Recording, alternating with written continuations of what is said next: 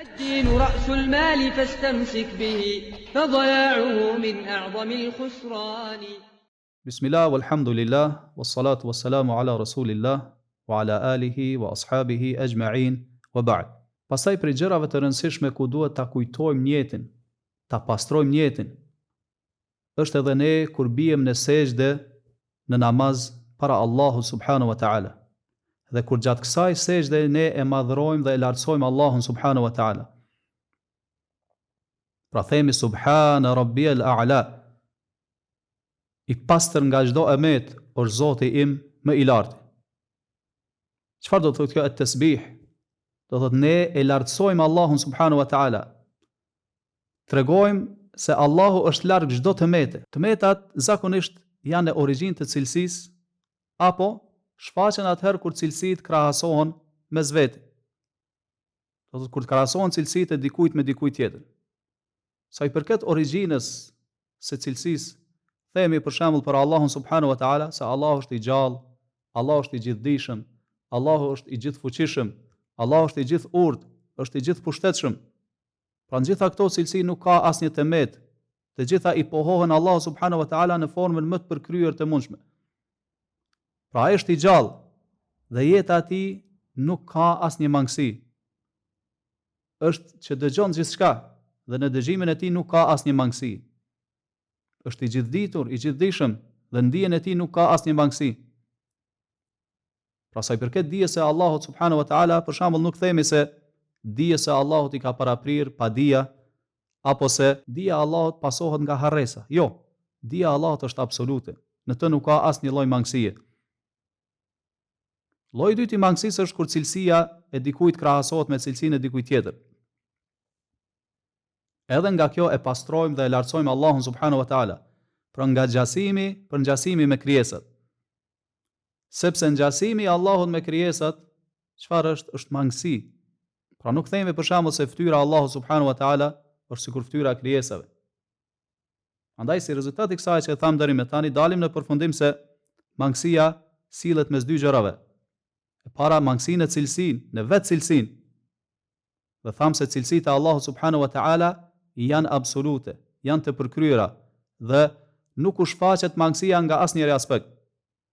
Dhe e dyta, mangësia e tyre kur krahasohen me cilësitë e dikujt tjetër, për shembull me cilësitë e krijesës, e padyshim që cilësitë e Allahut subhanahu wa taala nuk mund të krahasohen me cilësitë e krijesave, sepse është dallimi mes krijuesit dhe krijesës.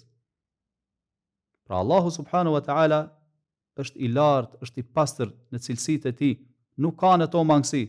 E pashtu, Allahu subhanahu wa taala me cilësitë e tij nuk i ngjason krijesave. Mirë, çfarë ndërlidhet kjo me fjalët që tham subhana rabbiyal a'la? Ne gjatë çdo namazi themi këtë dhikr madhështor, gjatë sejdëve tona subhana rabbiyal a'la, pastër nga çdo emet, i lartësuar nga çdo emet është Zoti im më i lartë. Mirë, po kur e themi këtë fjalë, a i sjellim ndërmend ato kuptime që i cekëm më lart? Apo themi vetëm subhana rabbiyal a'la, duke e konsideruar se është obligim prej obligimeve të namazit dhe është dhikr përmendja e Allahut dhe është lavdrim ndaj Allahut subhanahu wa taala? Pra zakonisht njerëzit përgjithësi e thonë në këtë mënyrë. Pra kur thonë subhana rabbiyal a'la, nuk e përjetojnë, nuk e ndjejnë, veçse se janë duke e lavdruar Allahun subhanahu wa taala.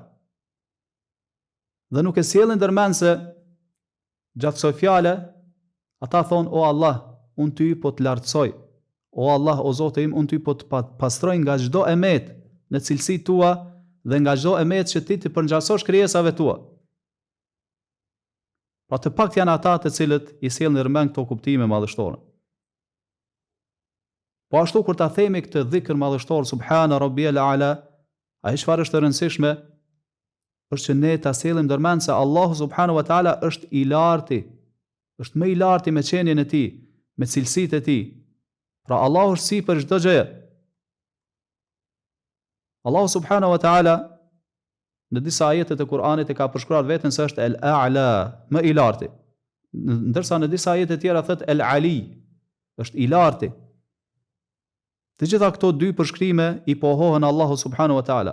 Pra lartësia dhe se Allahu është a'la, sipër dhe lart çdo gjë.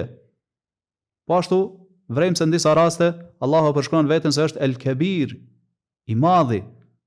Në disa raste thot el-Akbar, më i madhi, më madhështori. Po ashtu el-Alim, i gjithdijshmi, edhe a'lam, më i dituri. Gjithashtu prej gjërave që njeriu duhet të sjellë ndërmend kur është në sejdë duke bërë sejdë Allahu subhanahu wa taala, është edhe hadithi që pejgamberi sallallahu alaihi wasallam thot: "Aqrabu ma yakunu al-'abdu min rabbih wa huwa sajid." Njeriu, robi, më së afërti me Allahun subhanahu wa taala është kur është në sejdë, pra në gjendjen e sejdës. Padyshim që kur njeriu musliman e sjell ndërmend këtë hadith madhështor, kur e bën sejdën, do ta bëj në një formë krejtësisht tjetër. Do të jetë më i përulur ndaj Allahut subhanahu wa taala. Madje ndodh që ndoshta edhe gjatë sejdës të lotoj dhe të çaj për hir të Allahut subhanahu wa taala.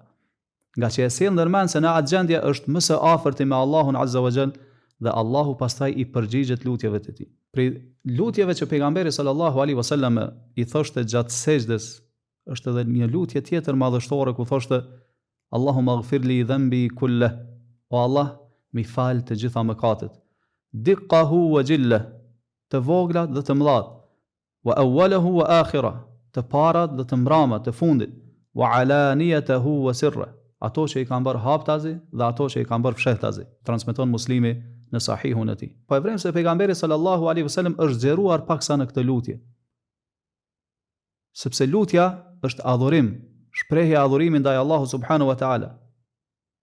Madje lutja është pikërisht adhurimi, siç thot pejgamberi sallallahu alaihi wasallam. Andaj sa herë që njeriu e përsërit lutjen, i shtohet edhe adhurimi i nënshtrimit ndaj Allahut subhanahu wa taala. Pastaj, nëse e thot të lutje në këtë formë, siç na ka mësuar pejgamberi sallallahu alaihi wasallam dhe e përsërit vazhdimisht atë, njeriu gjatë saj i sjell ndërmend gjunahet e tij të gjitha, ato që i ka bërë fshehtazi, ato që i ka bërë haptazi, që ato që i ka bërë që janë të mëdha, të rrezikshme, edhe ato që janë të vogla.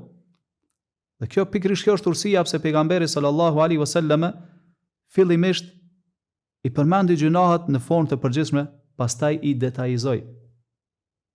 Andaj njeriu musliman duhet të ketë kujdes dhe të kushtojë vëmendje lutjeve që janë transmetuar prej pejgamberit sallallahu alaihi wasallam, sepse janë lutje përmbledhëse, lutjet më përmbledhëse dhe më të dobishme, të cilat njeriu ja përmbledhin të mirat e kësaj bote dhe të mirat e botës tjetër. Wallahu a'lam, sallallahu wa sallama ala nabina Muhammad wa ala alihi wa ashabihi ajma'in.